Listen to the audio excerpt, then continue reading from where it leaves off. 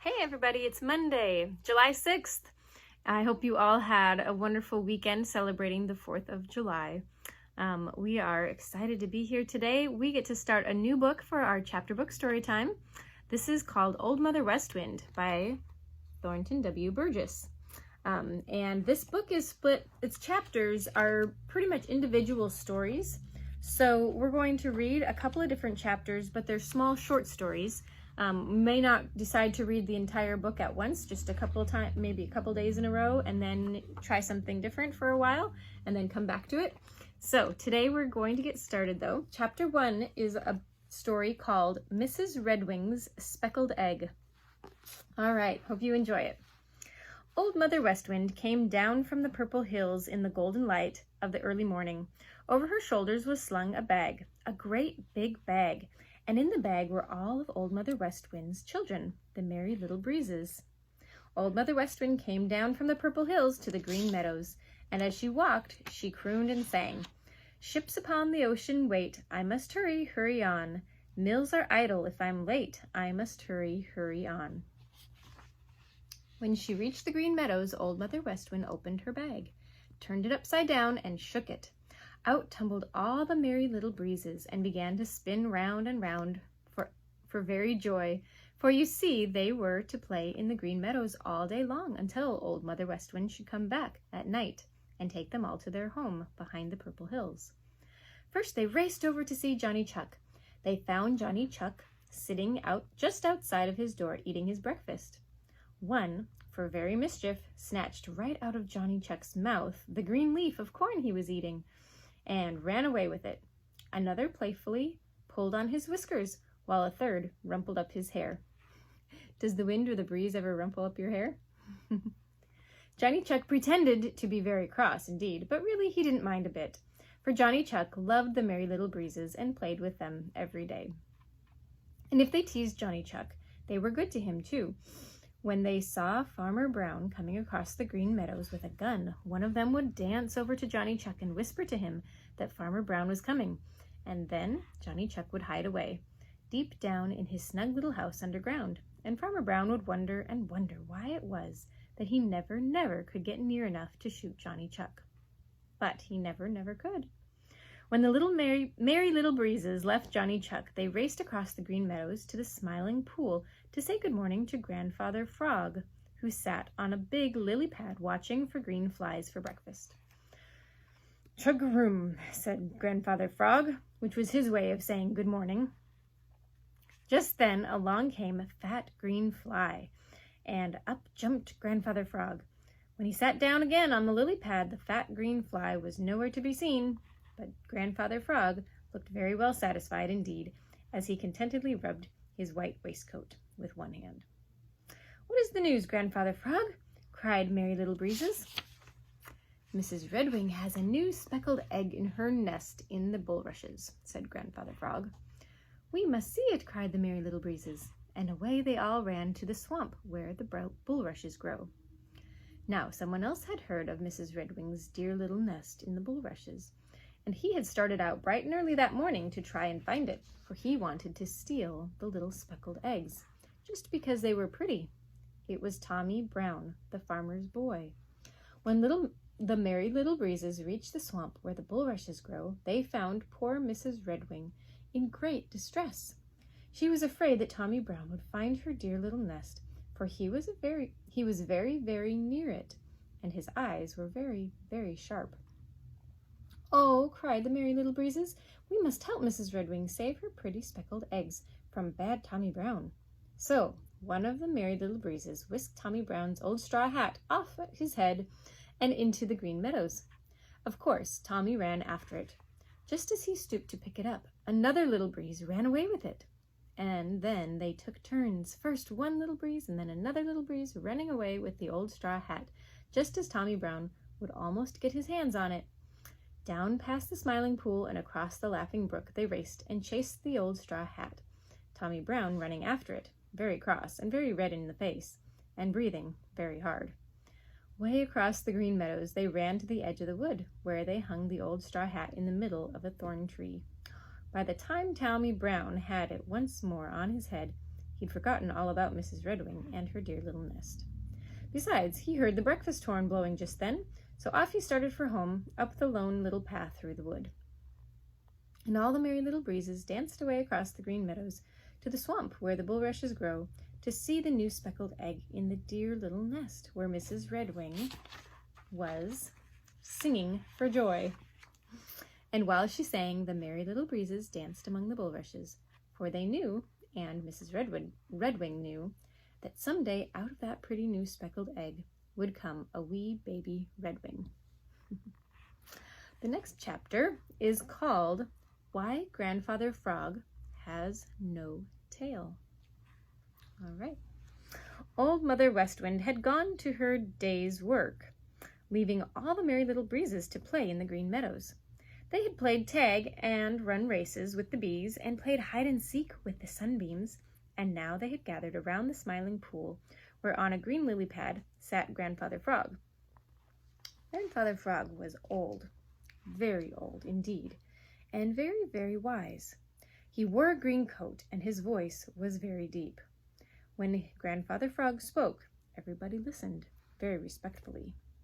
Even Billy Mink treated Grandfather Frog with respect, for Billy Mink's father and his father's father could not remember when Grandfather Frog had not sat on the lily pad watching for green flies. Down in the Smiling Pool were some of Grandfather Frog's great-great-great-great-great-grandchildren. You wouldn't have known that they were his grandchildren unless someone told you. They didn't look the least bit like Grandfather Frog. They were round and fat and had long tails, and perhaps this is why they were called pollywogs. "Oh, Grandfather Frog, tell us why you don't have a tail, as you did when you were young," begged one of the Merry Little Breezes. Grandfather Frog snapped up a foolish green fly, and settled himself on his big lily pad, while all the Merry Little Breezes gathered round to listen. "Once on a time," began Grandfather Frog, "the frogs ruled the world, which was mostly water. There was very little dry land, oh, very little indeed. There were no boys to throw stones, and no hungry mink to gobble up foolish frog babies who were taking a sun bath." Billy Mink, who had joined the Merry Little Breezes and was listening, squirmed uneasily and looked away guiltily. "In those days all the frogs had tails, long, handsome tails, on which they were very, very proud indeed," continued Grandfather Frog. "The king of all the frogs was twice as big as any other frog, and his tail was 3 times as long. He was very proud, oh, very proud indeed of his long tail. He used to sit and admire it until he thought that there had never been and never could be another such tail.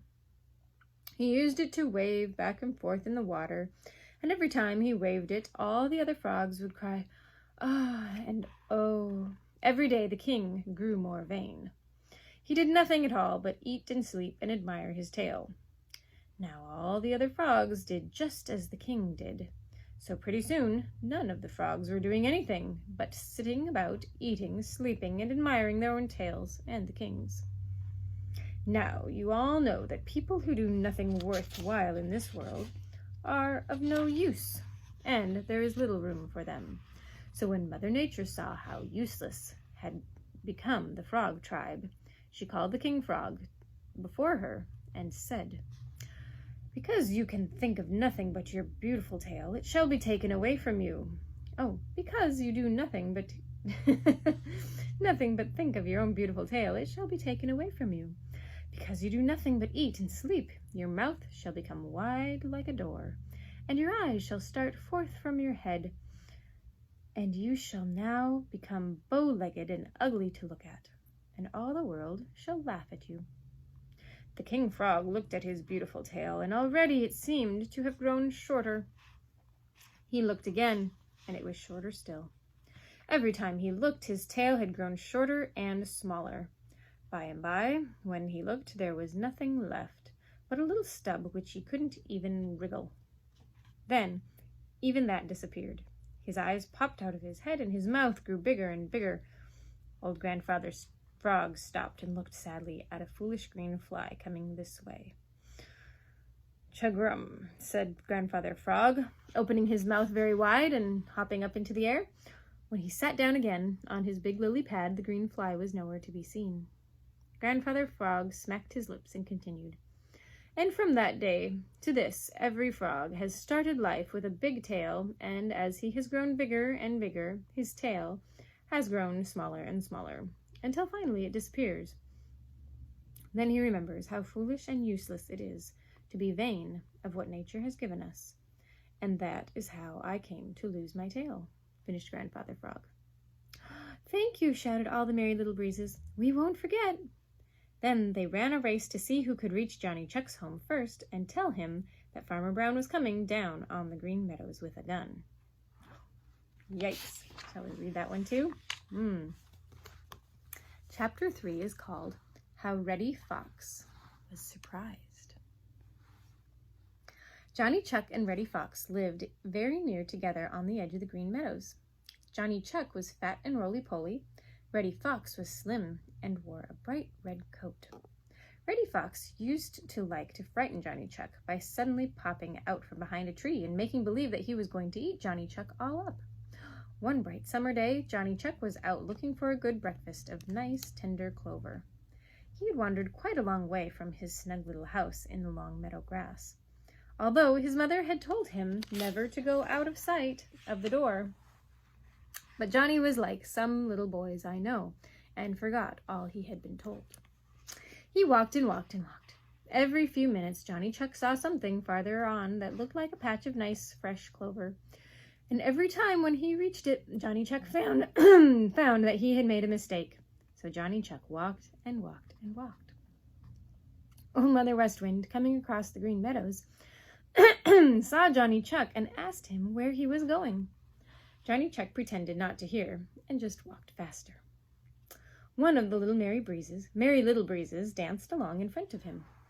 "Look out, Johnny Chuck, you will get lost," cried Merry Little Breeze, then pulled Johnny's whiskers and ran away. Higher and higher up in the sky climbed round red Mr. Sun. Every time Johnny Chuck looked up at him, Mr. Sun winked. "So long as I can see great round Mr. Sun, and he winks at me, I can't be lost," thought Johnny Chuck, and trotted on looking for clover. By and by, Johnny Chuck really did find some clover, just the sweetest clover that grew in the Green Meadows. Johnny Chuck ate and ate and ate, and then what do you think he did? Why, he curled right up in the nice sweet clover and went fast asleep. After you've eaten a big meal, sometimes do you feel tired, like you just want to take a nap? Great round Mr. Sun kept climbing higher and higher up in the sky. Then by and by he began to go down on the other side, and long shadows began to creep out across the Green Meadows. That means the day was passing, and it was getting later and later. Johnny Chuck didn't know anything about them. He was fast asleep. By and by, one of the Merry Little Breezes found Johnny Chuck all curled up in a funny round ball. "Wake up, Johnny Chuck, wake up!" shouted the Merry Little Breeze. Johnny Chuck opened his eyes. Then he sat up and rubbed them. For just a few minutes, he couldn't remember where he was at all. By and by, he sat up very straight to look over the grass and see where he was. But he was so far from home that he didn't see a single thing that looked at all like the things he was used to. The trees were all different. The bushes were all different. Everything was different. Johnny Chuck was lost. Now, when Johnny Chuck sat up, Reddy Fox happened to be looking over the Green Meadows, and he saw Johnny's head where it popped above the grass. Before we continue, here is a picture of Johnny Chuck, and he is feeling very lost. Reddy Fox says, "Aha! I'll scare Johnny Chuck so he'll wish he'd never put his nose out of his house." Then Reddy dropped down behind the long grass and crept softly, oh, ever so softly, through the paths of his own until he was right behind Johnny Chuck. Johnny Chuck had been so intent looking for home that he didn't see anything else. Reddy Fox stole right up behind Johnny and pulled Johnny's little tail, his short tail, hard. How it did frighten Johnny Chuck. Oh, he jumped right straight up in the air And when he came down, he was the maddest little woodchuck that ever lived in the Green Meadows. Reddy Fox had thought that Johnny would run, and then Reddy meant to run after him and pull his tail and tease him all the way home. But now, Reddy Fox got a big surprise, as Johnny had had when Reddy pulled his tail. Johnny didn't stop to think that Reddy Fox was twice as big as he, but, with his eyes snapping and chattering as only a little chuck can chatter, with every little hair on his body standing right up on end so that he might seem twice as big as he really was, he started for Reddy Fox. It surprised Reddy Fox so that he didn't know what to do, and he simply ran. Johnny Chuck ran after him, nipping Reddy's heels every minute or two. Peter Rabbit had just happened to be down that way. He was sitting up very straight, looking to see what mischief he could get into, when he caught sight of Reddy Fox running as hard as ever he could. "It must be that Bowser the Hound is after Reddy Fox," said Peter Rabbit to himself. "I must watch out that he doesn't find me." Just then he caught sight of Johnny Chuck, with every little hair standing up on end and running after Reddy Fox as fast as his short legs could go. "Ho, ho, ho," shouted Peter Rabbit. "Reddy Fox afraid of Johnny Chuck. Ho, ho, ho." Then Peter Rabbit scampered away to find Jimmy Skunk and Bobby Coon and Happy Jack Squirrel to tell them all about how Reddy Fox had run away from Johnny Chuck. For you see, they were all a little afraid of Reddy Fox. Straight home ran Reddy Fox as fast as he could go, and going home he passed the little house of Johnny Chuck. Now Johnny couldn't run as fast as Reddy Fox, and he was puffing and blowing, as only a fat little woodchuck can puff and blow when he has run hard. Moreover, he had lost his ill temper now, and he thought that it was the best joke ever to think that he had actually frightened Reddy Fox. When he came to his own house, he stopped and sat on his hind legs once more. Then he shrilled out after Reddy Fox, "Reddy Fox is a fraid cat, Reddy Fox is a fraid cat." And all the Merry Little Breezes and Old Mother West Wind who were playing on the Green Meadows shouted, "Reddy Fox is a fraid cat, fraid cat." This is the way that Reddy Fox was surprised, and that Johnny Chuck found his way home. The end. All right, well, that's it for today. I hope you guys enjoyed these stories. We'll read a few more tomorrow, and they are all about the different animals of the forest. Jimmy Skunk, and we've got one about Billy Mink coming up. So we will see you again next time. Have a great night.